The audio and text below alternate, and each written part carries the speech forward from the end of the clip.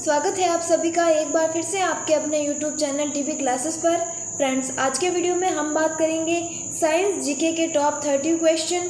ठीक है friends, science के क्वेश्चन तो आप जानते हैं कि हर एग्जाम में पूछे जाते हैं, तो आज हम साइंस के टॉप 30 क्वेश्चन देखेंगे। तो वीडियो स्टार्ट करने से पहले फ्रेंड्स, मैंने कल की क्लास में आपको लास्ट में एक क्वेश्चन पूछा था जिसका आंसर आपको कमेंट बॉक्स में देना था। फ्रेंड्स, 2-3 जनों के ही कमेंट आता है, तो बाकी वाले भी फ्रेंड्स आंसर दिया करो। ऐसा तो है नहीं कि मैंने बहुत ही ज़्यादा टफ लेवल का क्वेश्चन पूछा। ये तो कोई भी बच्चा बता सकता है कि जो शून्य थे उसकी खोज किसने की थी। तो उस क्वेश्चन का राइट आंसर क्या था फ्रेंड्स? आर्यभट्ट ने शून्य की खोज की। तो फ्रेंड्स, आज भी हमारी क्लास में हम लास्ट में आपको एक क्वेश्चन पूछेंगे, तो उसका आप आंसर कमेंट बॉक्स में ज़रूर देना। ठीक है फ्रेंड्स, तो आज का हमारा पहला प्रश्न है कि संतरे में कौन सा विटामिन सबसे अधिक पाया जाता है। तो फ्रेंड्स, क्वेश्चन का राइट आंसर क्या हो जाएगा?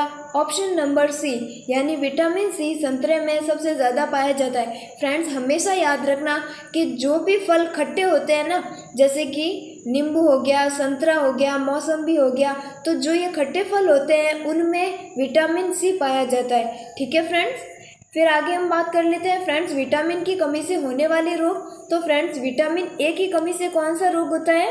तो रतौंधी रोग होता है। विटामिन बी से बेरी, सी से फ्रेंड स्कर्वी और डी से रिकेट्स।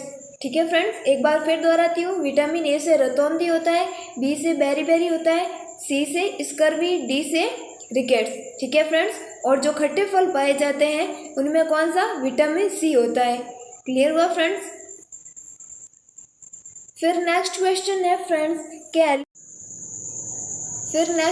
है फ्रेंड्स क्वेश्चन नंबर 2, यानी एल्यूमिनियम जो है वो फ्रेंड्स किस खनिज से प्राप्त किया जाता है। तो फ्रेंड्स, पहले तो आप देखो कि खनिज होते क्या है। तो फ्रेंड्स, जो हमें खानों से खोदकर प्राप्त होते हैं उन्हें हम क्या बोलते हैं? खनिज बोलते हैं। तो फ्रेंड्स, प्रत्येक खनिज का कोई न कोई अयस्क होता है। उस अयस्क में फ्रेंड अशुद्धियाँ भी होती है, फिर उन्हें अलग अलग विधियों से शुद्ध करके खनिज प्राप्त किया जाता है। ठीक है फ्रेंड्स, तो जो एल्यूमिनियम है, ठीक है फ्रेंड्स, जिसे हम क्या, उनका प्रतीक चिन्ह क्या है एल्यूमिनियम का?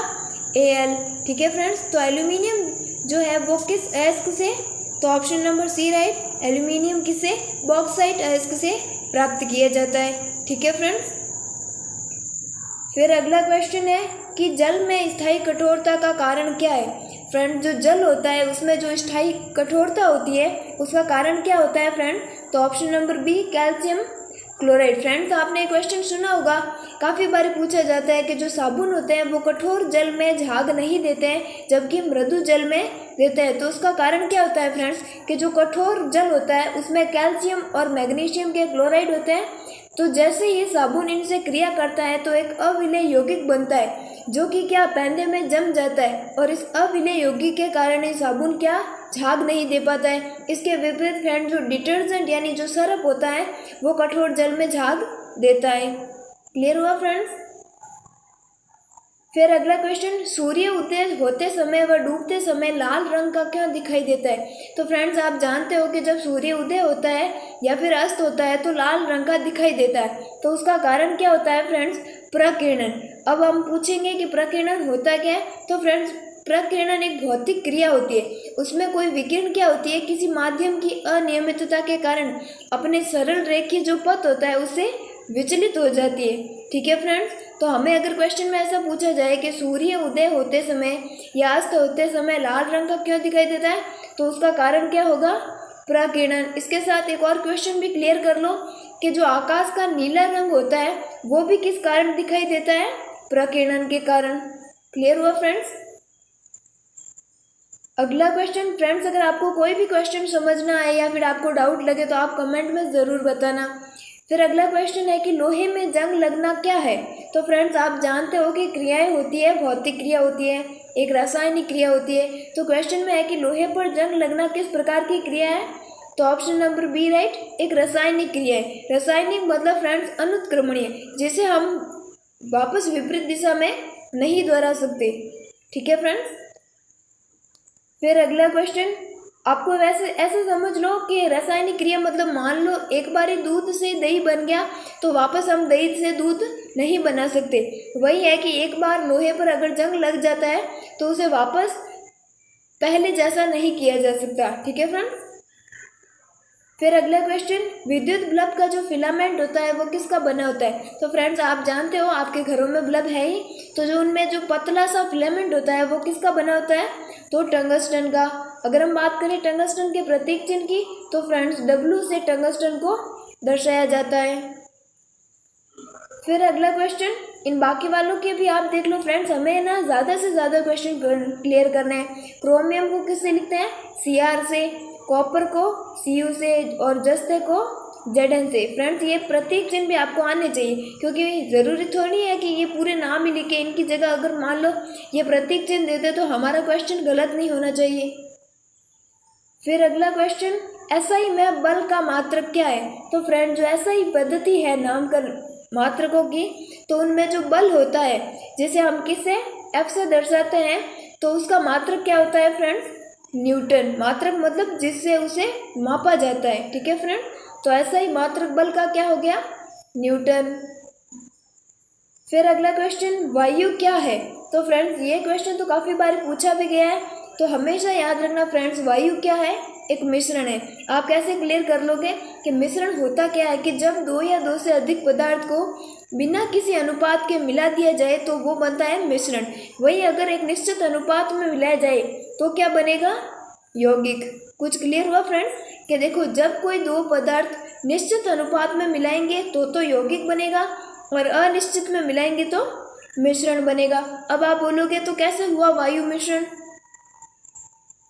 तो फ्रेंड्स आप जानते हो कि जो हमारी वायु है उसमें अनेक प्रकार की गैसें होती हैं, जैसे कि नाइट्रोजन 78% होती है, O2 21% होती है, CO2 0.03% होती है। ठीक है फ्रेंड्स, तो हमें जो वायु है उसमें मतलब ये जो तत्व है उनका कोई निश्चित अनुपात थोड़ी है, सब अलग अलग अनुपात में है, तो इसी कारण वायु को क्या बोलते हैं?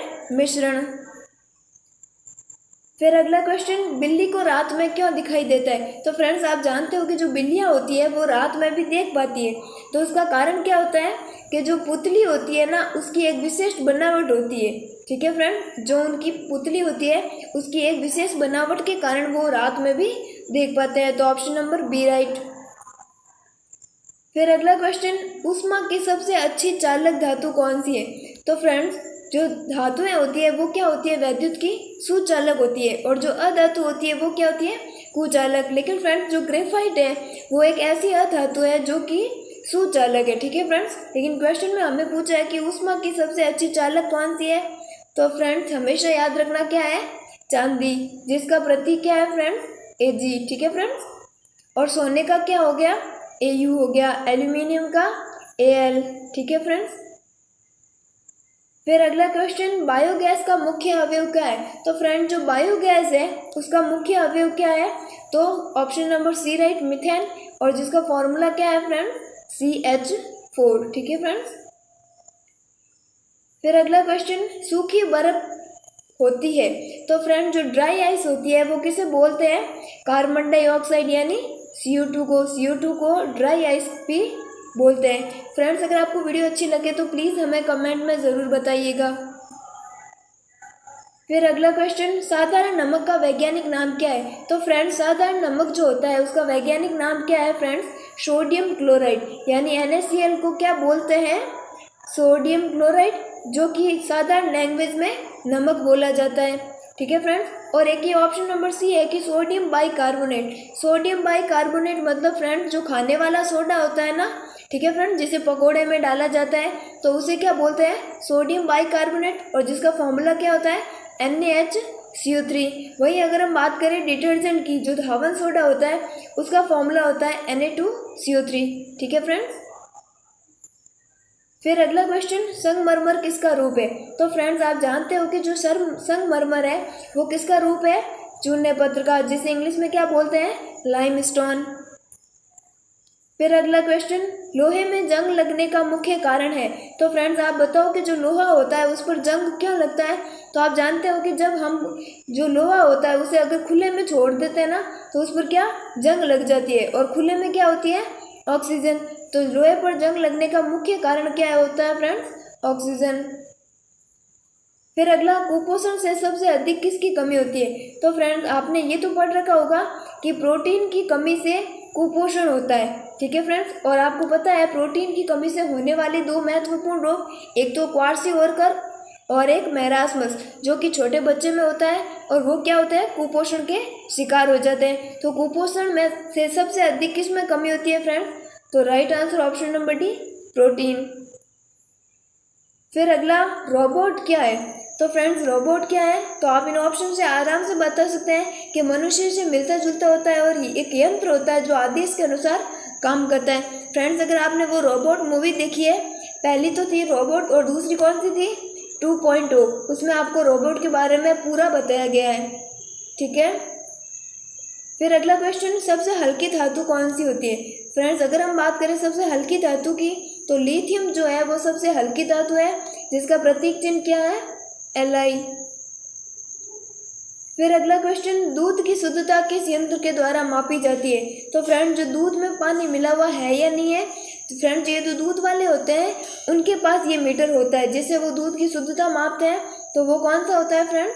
लैक्टोमीटर। क्लियर।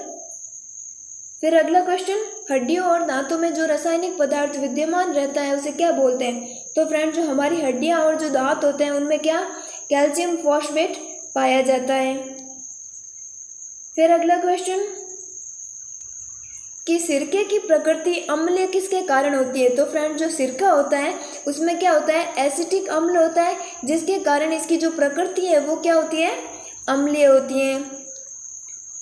फिर अगला क्वेश्चन, बैटरी बनाने में किस अम्ल का उपयोग होता है? तो फ्रेंड्स ये जो बैटरी होती है, चाहे वो ट्रैक्टर की बैटरी हो, चाहे वो छोटी वाली जो टॉर्च होती है ना वो हो, तो उनमें कौन से अम्ल का प्रयोग होता है?